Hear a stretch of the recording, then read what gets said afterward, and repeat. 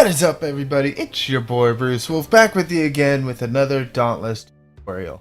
So today is going to be a little different than usual. So first off, I am going off somebody else's research. No, I don't usually do that, but they had it done before me.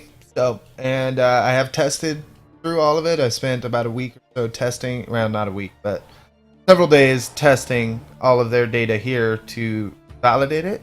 And now we're going to go over it because it is kind of hard to read for you, and we're just going to explain what it all means. So all shout outs to Chaotic Doom. Bro, scientist to scientist, damn good job, man. Solid work.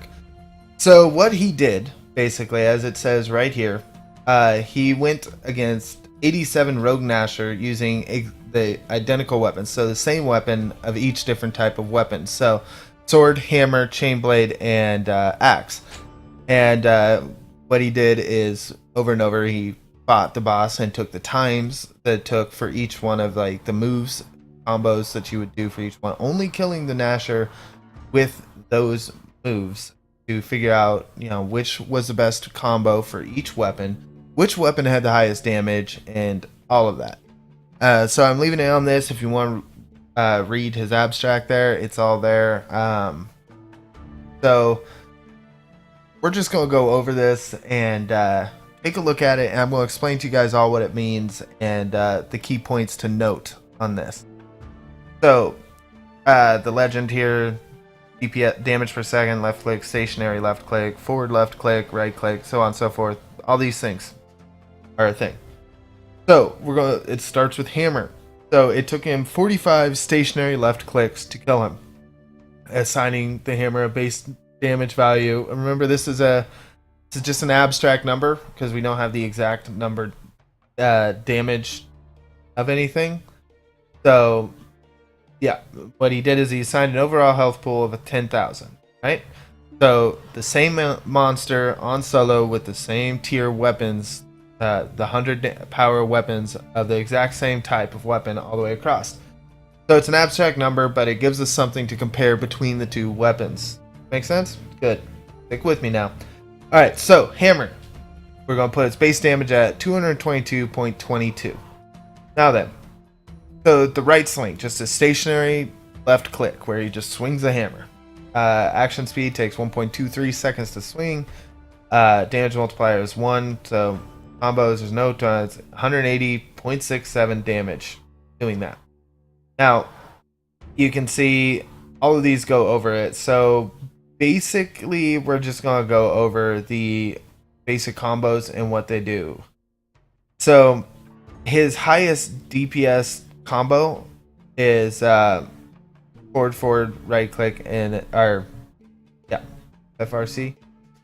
Sprinting forward, right click. Yeah, the sprinting forward blast, and then left click. That makes sense because if you use a combo when you're sprinting with it, you can right click once and you go flying in the air, and then you can slam them, or you can left click twice or right click twice and go even further, and then you can slam as well for 937 damage. Bombardment, which is the combo right click, is combo dependent, but you have to hit them with all 4 blasts for the maximum damage. Is also a huge amount of damage right there if you manage to get it off. So the focus on the hammer is going to definitely be a shotgun because it hits really hard. So that's definitely a thing. Now, I'm not a hammerologist by any means. Yeah, Slipgator reference. I know, that's bad. Anyway, so if you do a perfect reload, it is 1.19 seconds on it. That's also something very important to realize because reloading is totally a thing with the hammer, and it is kind of like, you gotta get good at it. You gotta get the muscle memory going on. So it is a 10-foot range for the shotgun spread. So damage is the same no matter distance or angle. That is something to realize. Hammer is amazing at getting trips, but you've got to get the timing down, and you have to know your range. So that's a very important thing to realize here. But we're going to leave off on the hammer because mainly I'm addressing chain blades, and a common mistake with the chain blades I'm getting tired of seeing. Anyway, axe. So it took 30 stationary left clicks to kill the Rogue Nasher on him. So that puts its damage at 333.33. That means he's got the highest damage of any weapon, which we all kind of knew. Axe hurts. Really does. Hard to use though. So notes about only charge left clicks and right clicks will fill the special gouge. 100% from hits. Dodge rolling can replace a 1 combo. Action. Anyway, cannot move while charging. Right click is a third action of the combo. So basically, with the axe, you can hold down either the right or the left click, and you can charge it up. There's 3 different tiers of charging. So if you charge it all the way up to the 3rd tier, you can get it good. There is an overcharge as well, because right as you hit 3rd tier, there's like a flash. And if you manage to time it just on that little flash around you, you do more damage even with that, which is a thing to note that he didn't put in here. But that takes a lot of timing, and it's hard to get your timing down when you're fighting behemoths, so keep that in mind. However, the way the axe works is when you do these charges, so say you start, when you charge your right click, you can still move around. It takes a metric fuck ton of stamina, but you can move around while you're charging the right click. Left click does more damage, but you're stationary the whole time you're charging it, so it makes it a little bit more difficult.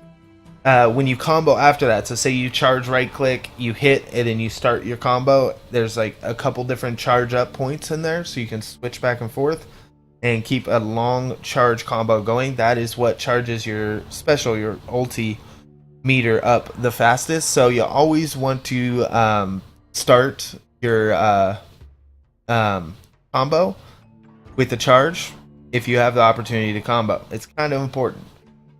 Let's see.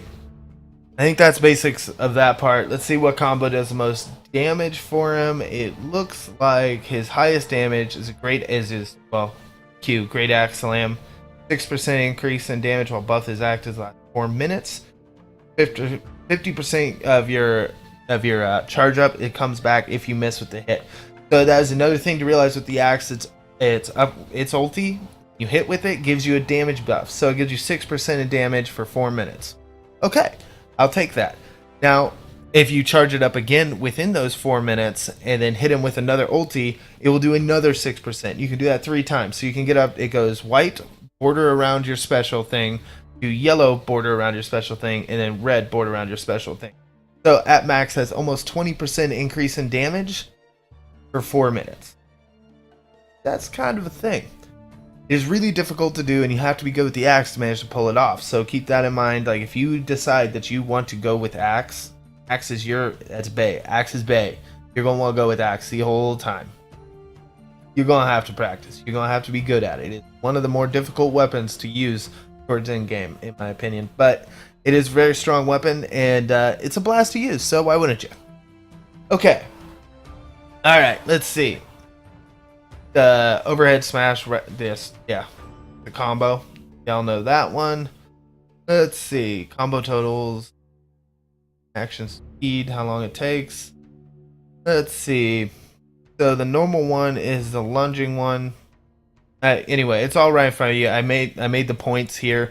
Again, this page will be linked in the description below, as well as the aspects links for the wiki.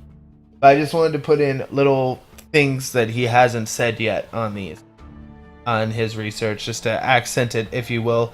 And again, let's just do it one more time. Massive shout out to Chaotic Doom. He did a really good job on this.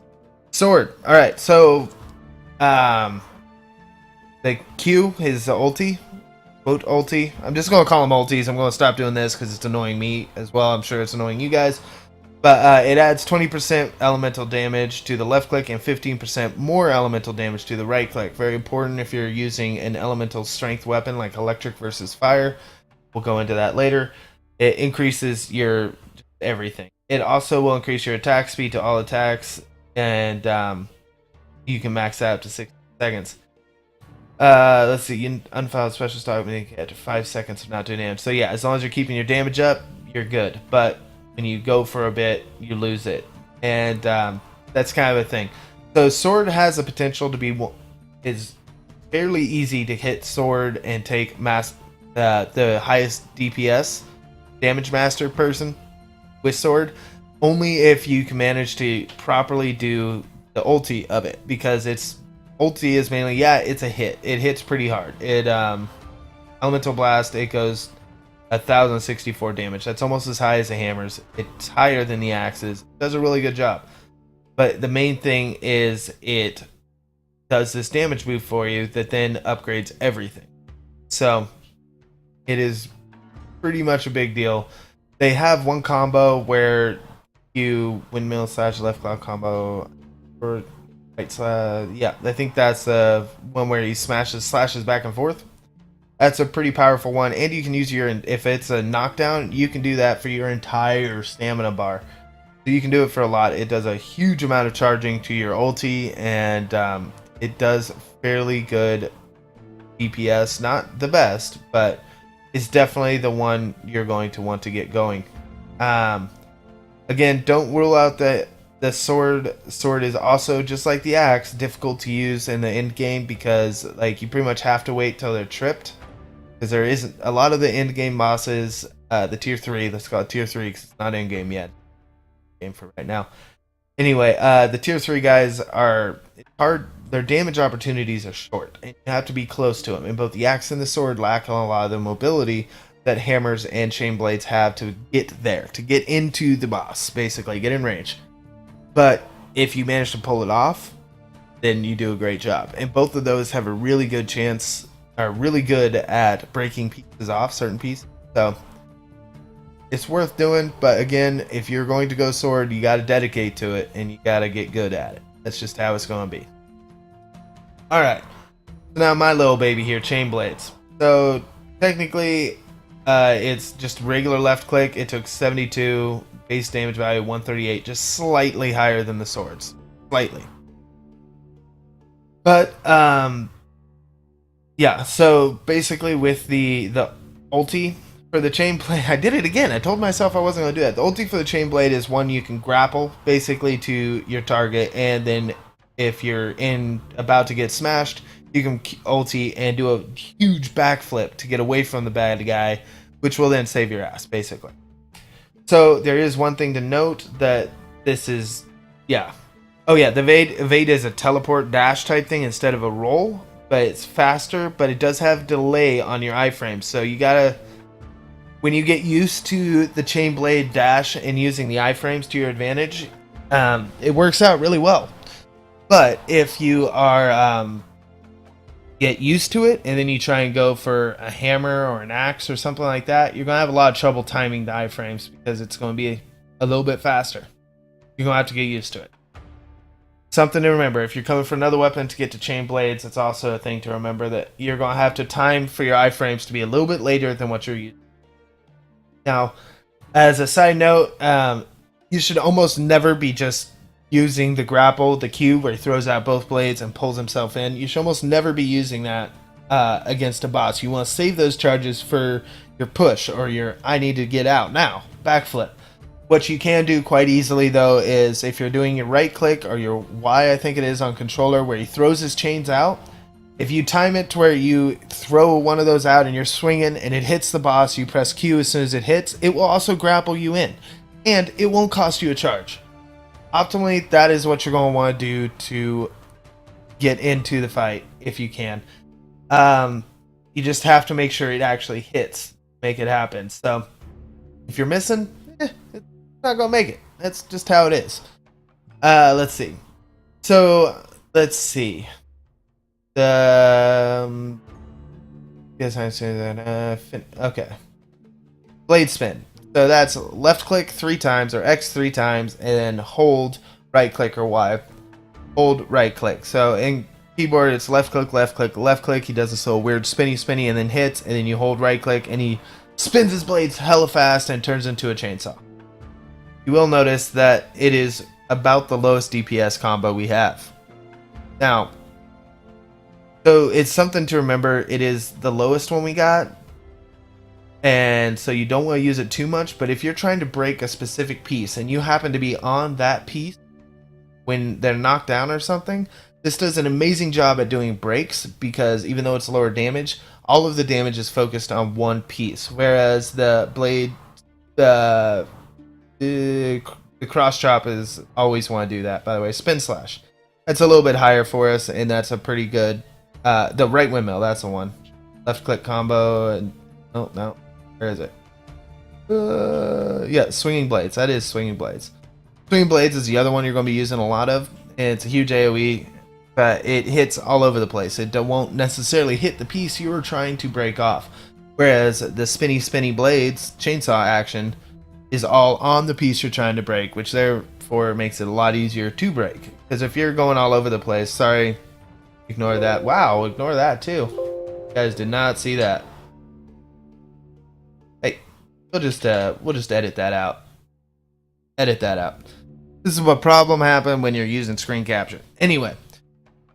Okay, what was I saying? Oh yeah, so it works great for breaking a piece off, but it is your lowest DPS. So keep that in mind when you have an opportunity. You're probably going to do the left click combo or something along those lines. It's a thing. So that was a big thing I wanted to hit on because you know you're just going to run into the freaking people at endgame being like, hey, you know that's the lowest DPS thing, right? Just so you know, just trying to tell you that's the lowest DPS thing chain blades have. You might want to use something different. You'll get that. As I said, it is perfectly fine and acceptable to use if you're trying to break a particular piece off, but generally speaking, to do more damage, you're going to want to do one of these combos. Again, the link for this will be in the thing, so you can take a look at it yourself. It is a little difficult to read, but kind of had to be with how this is. Oh, alright, so general notes, and I will agree with this, I will validate this. The damage triangle is fire, ice, electric, fire. So, and then there is the random element, which kind of hits all of them.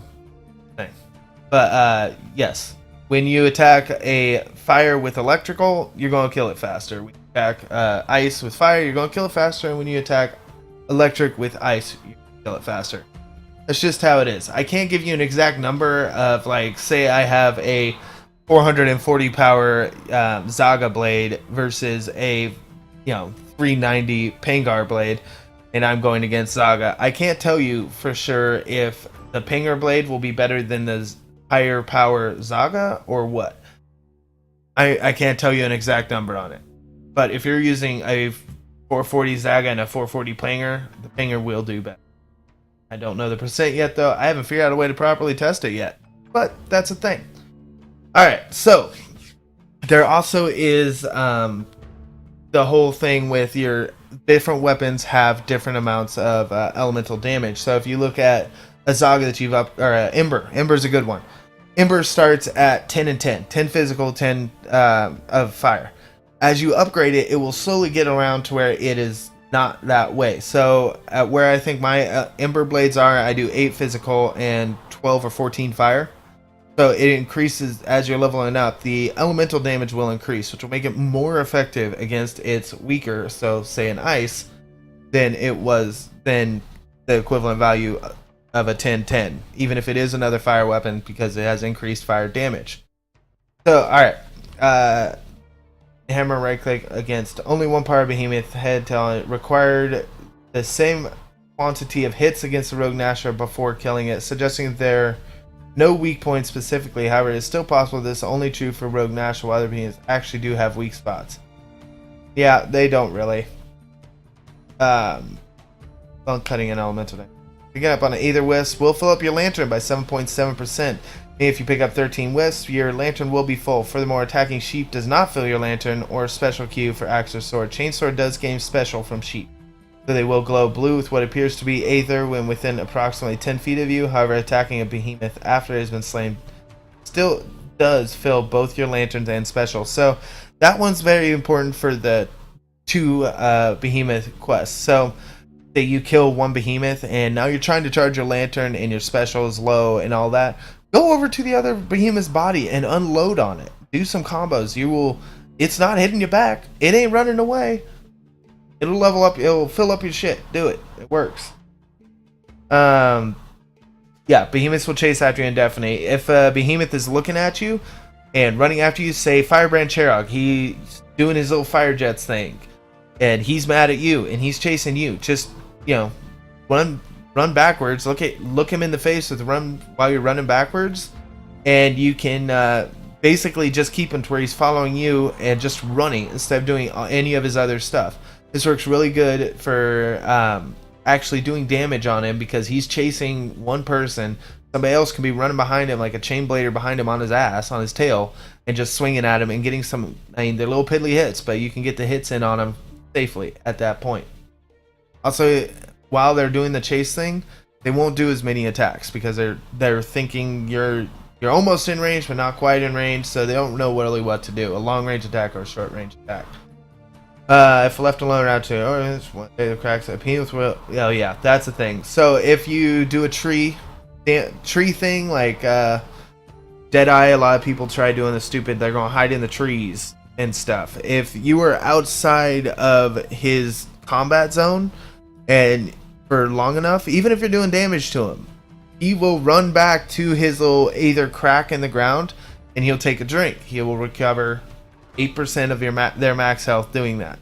So if you're doing more than 8% before he resets, it's okay. It's still a valid strategy to just reset him over and over and use the trees to protect you while you're doing damage to him. However, if you're not doing 8% per, you're going to lose ground on this fairly rapidly. It is important to note though that individual breakable pieces do not regain this health. There's only his base, the health to kill him will regain. You still does not damage your ability to break a piece off. That is an important thing to note. Axe has multiple charge levels, exactly equivalent damage and special charge rate. It possibly could be a bug that happens with both the left click and right click. Okay, interesting. Faster charge look is a stationary, so you can optimize a longer charge. The right click is, oh yeah, both of them do the same, apparently. Okay. That's what they're saying. I will bow to the greater knowledge of the axe. I have not played with the axe very much at all. So, one of those randomly selected being always spawn at the same location for a given map on given hunt. The multiple hunters can use the same area layout and have different behemoths on. Like, good to know. Alright. So here's the analysis. Hammer is the slowest weapon of the available four, boasting the longest average action times with the extremely long reset times. However, it is still very valuable due to its right clicks, which unleash a large amount of elemental damage very quickly and easily. Range is very large and blast rate is very forgiving. While maintaining safety with range, it is an opportunity arises. The following combo will maximize damage as the long reset and action times are minimized from comboing.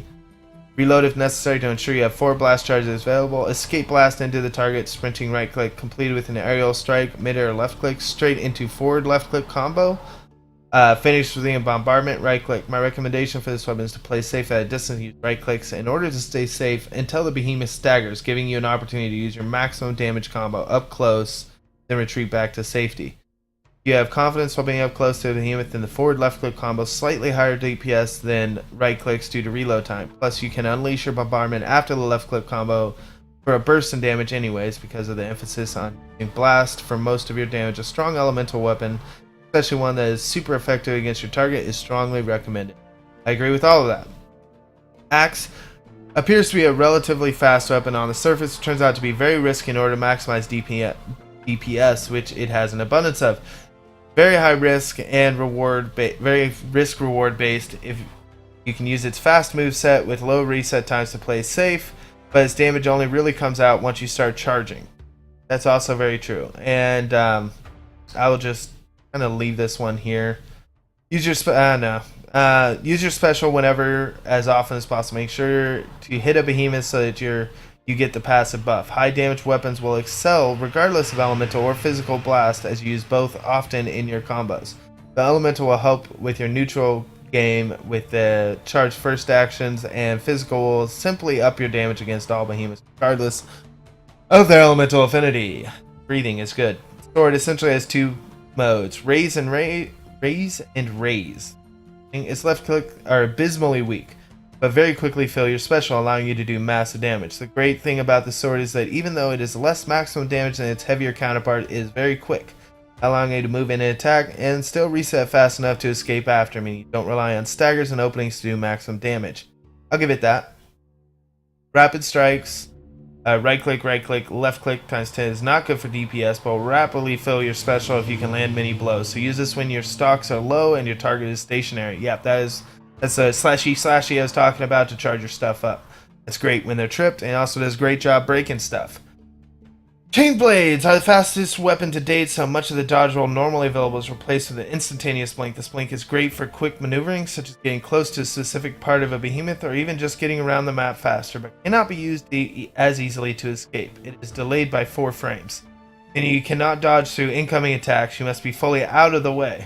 This is made up for by the fact that you can use your special beside your target and teleport away to dodge attacks. Although this has a long reset time, meaning you're out of the fight for longer than someone who simply rolled through the attack and stayed beside the behemoth. Moving on, the highest DPS comes from the first 3... Sorry about that.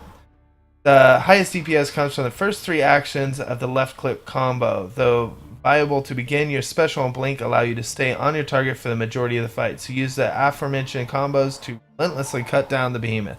Blade spin is a large chunk of damage, but has a long action time due to enemy, so its DPS is rather low. Though the rapid hits fill your special very quickly against a stationary target. Yeah, alright. Your ranged right clicks are the only helpful for staying out of harm's way while applying elemental damage, so their overall DPS is quite low. Having a strong elemental weapon will give value to your right clicks as they start applying effects on top of simply doing damage. And edge the swinging blades combo into being the highest DPS available. Stronger physical weapons will excel with flurry of attacks coming from your left click combo, though this becomes less relevant as the game progresses. Alright, so I think what he's talking about on that, the blade swinging blades, 321, blade spin, it's low just because it takes a long time. So that's the thing. Anyway, guys, I wanted to go over this lovely and very important research done by Chaotic Doom. Again, thank you very much to him for doing this. All the research is his. I have tested and verified that he is accurate on all of it for Chainblade and Hammer so far myself. I have ignored Axe and Sword because I like ignoring Axe and Sword. Don't judge me. Not my playstyle. Anyway, so that's that, guys. Again, the link for this will be in the description below. I'm sorry for the lengthy go over of this, but I think it's very important to know, especially coming into beta. Also, the aspects link will be in the description below as well. I strongly recommend you take a look at that as well. And that's going to do it for this one, guys. So if you liked it, square up with that like button. Like it's your favorite hater. Leave a comment with anything you may have figured out, anything any questions you may have, any of that in the comments below, not the description. Follow me on Twitch and subscribe if you haven't already. That way it keeps up with all the new content I'm doing. And that is going to be all of it for this one. So I will catch all of you next time. Later.